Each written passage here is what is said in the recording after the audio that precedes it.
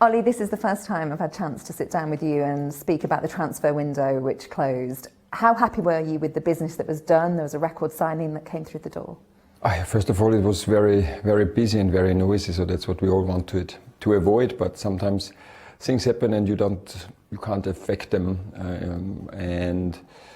I think at the end, we had some great signings, to be honest. Brennan Johnson, Jürgen Strand Larsen, and also the loan of Evan Guéhi. So we'll strengthen our attack also.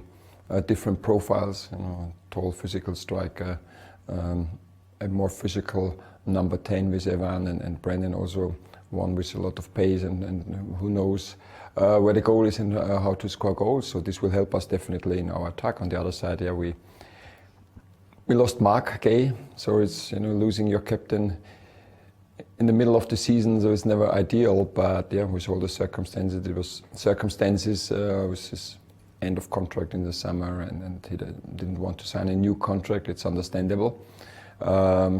We looks like we have to press a little bit the restart button with many new players coming in and get our attack sorted. And so that's the job for the next weeks and months. How involved were you in those signings? I'm always. This is what I'm always doing when I'm in the club. I'm giving my recommendations, my advice, and I always define a profile. What I think, what we need for the way we want to play, and then it's up to our scouting department and to the club to define the right players, to find the right players.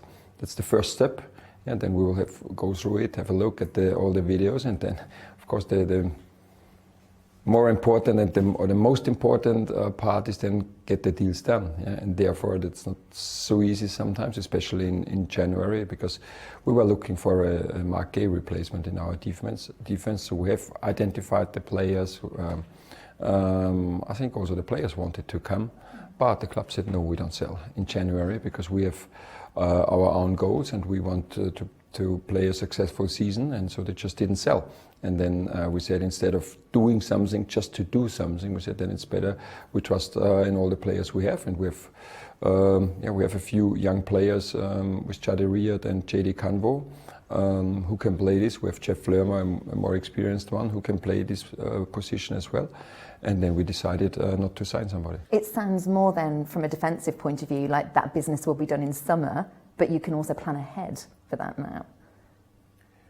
Yes, to be honest, and let's say it's a little bit sometimes difficult because then it always sounds like criticism, but it's just, I'm always telling facts, or I try to telling facts, and it is, to be honest, it's not so surprising for all of us that Mark Guéhi left the club. So even in summer, with his contract situation, and especially with the quality Mark has, that he has, all the big clubs were interested in him, and then if the right bid comes in, that the club like Crystal Palace will sell him. So that was pretty obvious, and I think just that we could have maybe bring a player in advance, in case Mark will leave us, because we had a similar situation in the summer, and then the club decided not to sell Mark on deadline day because we had no replacement. It was the same, and it's losing your captain for the whole season would have just been too risky. That's why the club decided to keep Mark, and then we had let's say 6 months time to sign a new player in case Mark will leave us in summer. So I think that's the only thing we could have done better. But now in the January transfer window, the club tried everything, and I know they really also were willing to spend a lot of money on a good centre back, but the clubs just didn't sell. You spoke about hitting the reset button, and that probably is in recognition of the recent form, just 1 win in 10 Premier League games. What do you put that down to? Yes, of course that's because of our recent form, to press the reset button, and also I think we have to make a step back. I think we were talking quite often about it last season, about our defensive structure, about our consistency and conceding very few goals. That said, okay, it all starts with our attackers, with the front three, and everybody knew what he has to do, also in the defensive structure, yeah, and also then preparing for the transitions. And everybody knew where we want them to take the positions in our in-possession game, yeah. And this is now, of course, when you have, and it's with Jeremy Pino in summer, with Brennan Johnson, with Evan Guéhi, with Uche, with Strand Larsen, it's 5 new players integrated in your attack for these 3 positions who are very, very important for the way we are playing. This is just now, yeah, to start again, that everybody gets each other known. Yeah, everybody's a little bit different, a different profile, wants the ball in different areas, and that they get a feeling for each other. And this just started now on the training pitch, and then every single game will help us. And I remember the start of last season, when Michael Olise left, and then it was just Ismail Assar or Daichi Kamada to get integrated, but it took us a little bit of time. And that's why I think it's important now to make a step back. I was talking to my staff. I think we have to start where we started, maybe when we arrived, because it's just JP is injured right now, so nobody of our front 3 is still here from how we started, and that means we have really because normally I always want to build up on the foundation we already have in the club, in the team, the tactical foundation. We have also making the next step and the next step. And it looked like they were overwhelmed with this. So I said, oh, no, I think it's better step back and start again where we started. It was an interesting turn of events when you look at the striker situation. Jürgen Strand Larsen coming in, club record fee, but then JP Mateta staying as well. What conversations have you had with him since, and what's his state of mind like at the moment? JP's? Yeah. Oh, yeah, so we spoke to him. It's still, first of all, and I mention this often, we knew that JP has a knee issue since the November international break with France, when he had to get subbed. Yeah, and we watched it back on the video, and of course we have seen it on the scan. And he wanted to continue playing, and then we say, okay, we can manage it. Yeah? And we also rested him in a few games, in Conference League games and in cup games, that in some training sessions, and this was the original plan. Yeah? And then he told us that he would like to leave, yeah? And it was a similar situation, 18 months left in his contract, and then there were some bids in, yeah, and the club considered it, and then we were always discussing the same way, like with Mark. Okay, if we sell our top striker, we need a replacement, because I think it's, when you lose within the last 18 months with Michael Olise, Eberechi Eze and Jean-Philippe Mateta, you lose all your 3 top scorers with goals, top scorers with assists, and to replace them properly is not so easy. Yeah? And then it was clear we want someone who has proven that he's a goal scorer in the Premier League. And this makes the targets quite small, the available targets. And then we heard that Jürgen is available. We got in contact, and I had a talk to him, and then the club talked to him, and he was the profile. Also, we wanted another tall player. Also for set plays, it's so important, especially this year in the Premier League. And yes, and then it was just that the assessment of AC Milan, they decided not to sign JP, and it's now the same, because of course he had a few more scans, seeing more doctors now, and we all know this. If I always say, if you go to 3 doctors, you get 3 opinions, and this just makes it sometimes tougher to decide or to take the right decision. And this is, to be honest, what we have right now. We have some different opinions how to deal with it. Have you made a decision? No, it's now, at the end, it's always the player decides, because the most important thing, and I also mentioned it so often, is the player's welfare. Yeah. So we will never take any risk regarding the health of a player. And that's the knee now, and there are a few, manage it. And to understand the whole situation, JP's maybe biggest dream is playing the World Cup for France. So, and is there we manage it right like we did it, yeah, without any risk. That's the most important thing. is one option. Doing a surgery is another option. To be honest, nobody can tell us, and especially him, exactly how long he will miss. Yeah, with a small, medium, high risk to miss the World Cup. And then I think everybody can understand it's not to say, okay, I do this or I do that. So, and that's why we are also now, we'll have further assessments, to really try to find the best solution, for everyone, for him as a person, for Crystal Palace as a club, because that's the most important thing, that we don't take any risk with him, and also the World Cup in his mind, because for us could be easy, we can say, okay, we don't care about the World Cup, but I think we also showed it when we allowed him to play the Olympics for France, that we always looked at our players also can do the best for their personal career, and because we know this we will get back, and JP is by far our top scorer in the last 2 years in the Premier League and in all competitions, and so he will have all our support. And I think next week, after seeing 1 or 2 more doctors, there will be a final decision. What sort of profile of striker have you got in Strand Larsen? Because now, with Mateta out with this injury, he is going to have a run in the team. And what an opportunity, Ollie. The first game where he could really cement himself in front of the Palace fans could be against the big opposition, against Brighton. I mean, that must be an extra incentive. Oh yes, of course. That's I think he will get briefed that it's the most important game of the season for our fans, and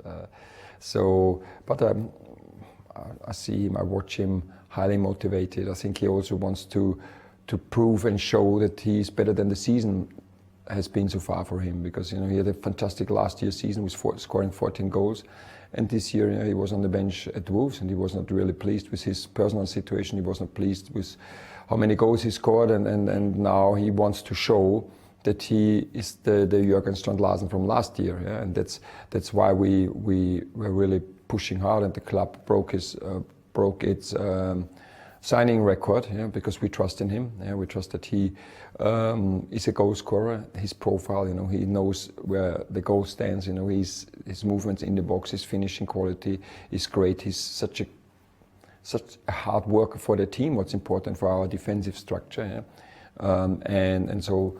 The whole package, he's tall, he can help us in set plays, attacking. So last year he scored a goal against us after a corner. So yeah, he will bring a lot of attributes into our team that we need. More on Brighton, because their form's gone a little more under the radar, arguably. 1 win in 11 Premier League games. And there's just a 2-point gap between you both in the table. There is also that added extra of you could beat them and go above them, you could leapfrog them in the table. So going into what you call the most important game of the season, how much of that is playing in your mind? For us, I think it's important to just look at ourselves right now, because so we don't have anything if they are on a bad run or on a good run. So it's just we want to get this win. On the other side, when I see our game at Nottingham, for example, so I think we played a great first half, having 10-2 shots with all the circumstances, the players we were missing, the noise around JP, and then playing such a great first half. And then the longer the game took, it felt the more nervous the players became, yeah? And then we just made really some weird decisions, and this is just, they felt the pressure. We want to win, we have to win. And I think it's important now, before we play Brighton, and to rely on us, not to be nervous, play our game, because we always, like in the last couple of weeks, looks like we're always playing a great first half, not just at Nottingham, against Chelsea, at Newcastle, so really difficult against Fulham, against Tottenham. Yeah, I think where we could often have the lead by 2 or 3 goals, yeah? And then things happen in a game, and we lose the confidence immediately, and that's the result of the bad run where we are in. And so it's now really just talking about how we want to deal with the situation, how we can solve this and get consistency over 95, 100, 105 minutes, because I also was shown a table at halftime we are 6 in the Premier League, yeah, but we don't have this consistency, and it's no physical problem because the physical data are fine. It looks like it's more, of course, with many injuries we had, with the amount of games we had, yeah, we couldn't keep the freshness, and not the physical freshness, very often the psychological freshness we couldn't keep until the final whistle, and then the Premier League is too good, you get punished, and that's the challenge we have.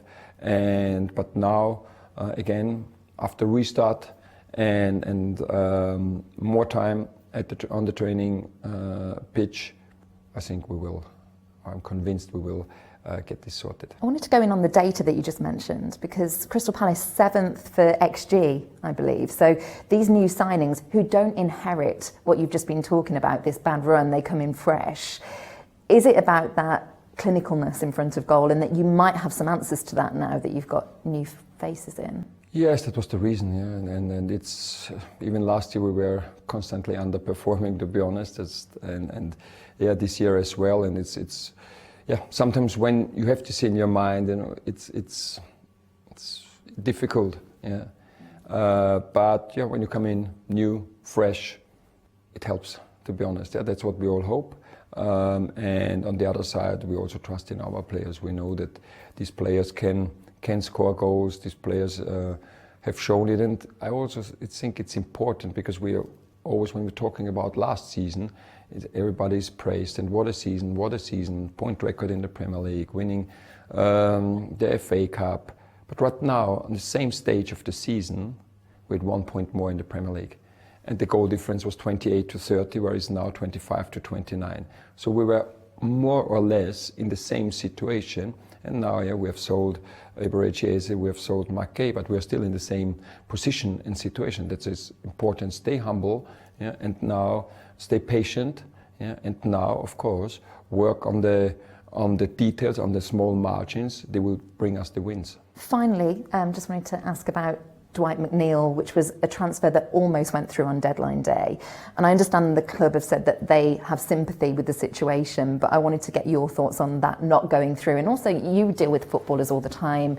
There is an upheaval involved. There is a mental health side of transfers and up in your family moving. Oh yes, we all are disappointed that this deal didn't happen, to be honest. So I was expecting him here, so I already planned the next day went off, but the Wednesday training with him.